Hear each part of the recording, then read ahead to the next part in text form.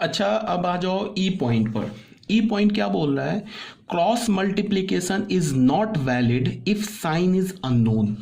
Cross multiplication valid नहीं होता अगर हमें साइन नहीं पता है। देखो ये छोटे छोटे पॉइंट है लेकिन बहुत इंपॉर्टेंट पॉइंट है। ए अपॉन सी मान लो ग्रेटर दे रखा है बी अपॉन डी से, ऐसे गिवन है। तो इसका ये नहीं मतलब है, this does not imply A is greater than B C upon D. ये जो होगा ना रॉन्ग हो जाएगा।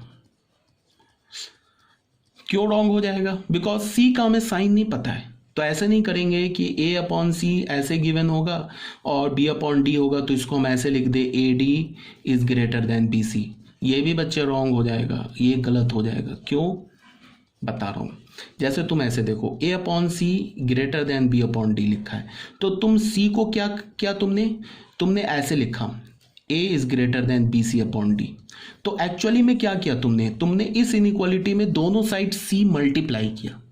तभी दोनों साइड सी मल्टीप्लाई करोगे तो ये डिनोमिनेटर और न्यूमरेटर का सी कैंसिल हो जाएगा और यहाँ पे एक सी आ जाएगा। तो सी का हमें साइन ही नहीं पता है। जो तुम जिस सी से मल्टीप्लाई कर रहे हो ना बोथ साइड, इससे इधर आने में क्या तुमने किया, सी से मल्टीप्लाई किया। तो सी का तो हमें साइन नहीं पता है। सी तो पॉजिटिव भी हो सकता है, जो डिनोमिनेटर में सी लिखा है ना, ये पॉजिटिव भी हो सकता है, निगेटिव भी हो सकता है। अगर सी पॉजिटिव है तब तो ये ट्रू है, अगर सी निगेटिव है तब तो ये फॉल्स है। ठीक है ना। तो जब तक हमें सी का साइन नहीं पता होता है तो हम सी से क्रॉस मल्टीप्लाई नहीं करेंगे। मेरी बात आ रही है समझ में? हाँ, जिसका साइन हमें पता है उससे फिर क्रॉस मल्टीप्लाई कर देंगे। अगर ऐसे लिखा है यहाँ पे A upon C is greater than B upon D and बोल रहा है कि सी इज पॉजिटिव, ये भी साथ में गिवन है, तो यहां से हम क्या करेंगे, ए अपॉन सी दोनों साइड सी से मल्टीप्लाई करेंगे, B upon D into C करेंगे, तो यहां से हमें क्या मिल जाएगा, A is greater than B C upon D. ये ट्रू हो जाएगा। अगर बोल रहा है A upon C is greater than B upon D and C is less than zero, C negative है, तो फिर हम क्या करेंगे, दोनों साइड सी से मल्टीप्लाई करेंगे और इनइक्वालिटी का साइन चेंज कर देंगे। तो यहां से क्या हो जाएगा, A is less than B C upon D, फिर ये भी ट्रू हो जाएगा। ठीक है। बट इन जनरल ऐसे अगर गिवन है A upon C B upon D, A B C D का कोई साइन हमें नहीं पता है तो हम ऐसे नहीं बोल देंगे implies A is greater than B C upon D. ये गलत हो जाएगा बच्चे, ये गलत हो जाएगा। ठीक है ना। बिकॉज हमें पता है ना कि अगर हमारे पास कोई डिनोमिनेटर में है उसको यहाँ पे हम लेफ्ट राइट हैंड साइड में ले जाके न्यूमरेटर में ले जाते हैं तो करते क्या है, उससे मल्टीप्लाई करते हैं ना। और अगर न्यूमरेटर का इधर ले जाके डिनोमिनेटर में कर दिया तो इसका क्या मतलब है कि उस नंबर से दोनों साइड डिवाइड किया। ये सी उठ के यहाँ पे क्यों चला आया, क्योंकि हमने इनफैक्ट क्या किया, सी से दोनों साइड मल्टीप्लाई किया। तो जब हमें सी का साइन ही नहीं पता है तो फिर हम इस इनइक्वालिटी को सेम रखें या रिवर्स करें वो तो सी के साइन पर डिपेंड करेगा ना। तो हम ऐसे से ऐसा नहीं जाएंगे इन जनरल। हाँ, अब सी का साइन पता होगा तब फिर कोई दिक्कत नहीं है, तब मैनिपुलेट कर सकते हैं अगर साइन पता है तो। इसी बात को यहाँ पे लिखा हुआ है कि cross multiplication is not valid if sign is unknown. ठीक है। अब A upon B is greater than C upon D है तो हम ऐसे नहीं बोलेंगे A is greater than B C upon D if we did not know the sign of B, because ये बी डिनोमिनेटर से उठ के न्यूमरेटर में आ गया। क्यों आया, बिकॉज हमने दोनों साइड बी मल्टीप्लाई किया। तो हमने जिस बी से मल्टीप्लाई किया तो उस बी का साइन हमें नहीं पता है। तो जब साइन नहीं पता है तब हम इनइक्वालिटी में मल्टीप्लाई नहीं कर सकते, बिकॉज अगर वो पॉजिटिव होगा जिससे हमने मल्टीप्लाई किया वो पॉजिटिव होगा तब तो इनइक्वालिटी का साइन चेंज नहीं होगा। बट अगर वो निगेटिव हुआ तो इनइक्वालिटी का साइन चेंज हो जाएगा ना। अब अगर ऐसे लिखा है A upon B is less than C upon D, this does not imply A is less than B C upon D. मेरी बात आ रही है समझ में? फिर ऐसे नहीं करेंगे। क्यों नहीं करेंगे, बिकॉज यहां से यहां तक जाने में हमने क्या किया, बी से मल्टीप्लाई किया, बट बी का हमें साइन ही नहीं पता है। तो जब बी का साइन नहीं पता है तो हम उससे मल्टीप्लाई नहीं कर सकते। ठीक है। अब एफ पार्ट में आ जाओ।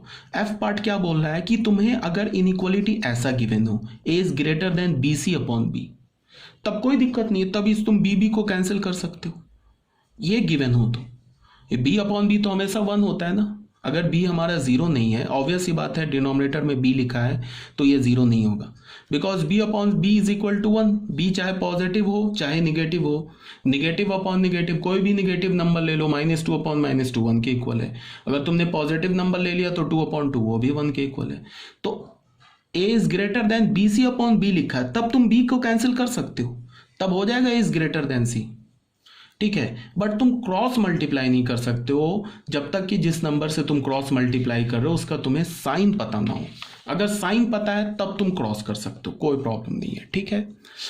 अब बच्चे आ जाओ जी पॉइंट पे, ठीक है। जी पॉइंट क्या बोल रहा है, if A B is greater than A C, A B अगर ए सी के से बड़ा है तो ये इंप्लाई करेगा बी सी से बड़ा है। If A is greater than zero, जिस नंबर को तुमने दोनों साइड कैंसिल किया ना, अगर वो पॉजिटिव है तो बी सी से बड़ा होगा।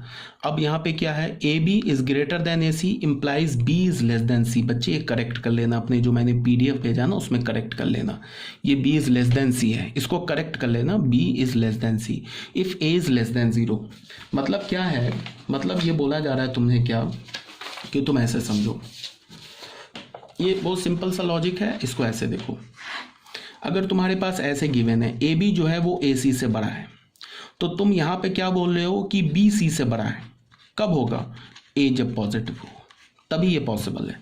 क्यों, बिकॉज ए बी ए सी से ग्रेटर है। तो हमने क्या किया कि दोनों साइड ए से डिवाइड कर दिया, इनइक्वालिटी का साइन चेंज नहीं किया। क्यों नहीं किया, क्योंकि जिससे हमने डिवाइड किया है उसको हमने मान लिया है कि वो पॉजिटिव है। तो हमें पता है ना कि पॉजिटिव नंबर से डिवाइड करने पे या पॉजिटिव नंबर से मल्टीप्लाई करने पे इनइक्वालिटी का साइन चेंज नहीं होता है। तो यहाँ से हमें मिल गया बी इज ग्रेटर देन सी, ठीक है। अब अगर ए बी ए सी से ग्रेटर गिवन हो और हमें पता हो कि जो ए है वो निगेटिव है, अब अगर हमने ए बी को ए से डिवाइड किया तो इनइक्वालिटी का साइन चेंज हो जाएगा ना। तो यहाँ से हमें क्या मिलेगा, B is less than C. तो यही बोला जा रहा है, if A B is greater than A C and if A is less than zero then B is less than C. मतलब क्या है कि अगर ए बी ए सी से बड़ा है तो बी भी सी से बड़ा होगा। कब, जब ए पॉजिटिव होगा, बिकॉज दोनों साइड हमने ए कैंसिल कर देंगे, ए कैंसिल करने का मतलब ए से डिवाइड कर देंगे, तो जब ए पॉजिटिव होगा।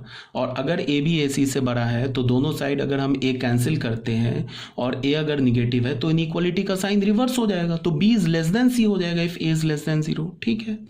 ये बात समझ में आ गया। If sign of A is not known, अगर हमारे पास साइन ए का नहीं पता है, मतलब क्या है, इसको तुम ऐसे समझो, देखो ए बी ग्रेटर ए सी है और हमें पता है कि ए पॉजिटिव है। अगर हमें पता है तब मैं बोल दूंगा बी इज ग्रेटर देन सी, ये ट्रू हो जाएगा, ठीक है। क्या कि हमने दोनों साइड ए से डिवाइड कर दिया। अब अगर हमें पता है कि A be greater than A सी और ये पता है कि ए इज लेस देन जीरो है, तो फिर हम क्या करेंगे, बी को लेस देन सी कर देंगे। दोनों साइड ए से डिवाइड किया तो इनइक्वालिटी चेंज हो गया, ये भी ट्रू हो गया। बट अगर हमारे पास ऐसे गिवन है A B is greater than A C, ऐसे गिवन है और हमें ए का साइन नहीं पता है,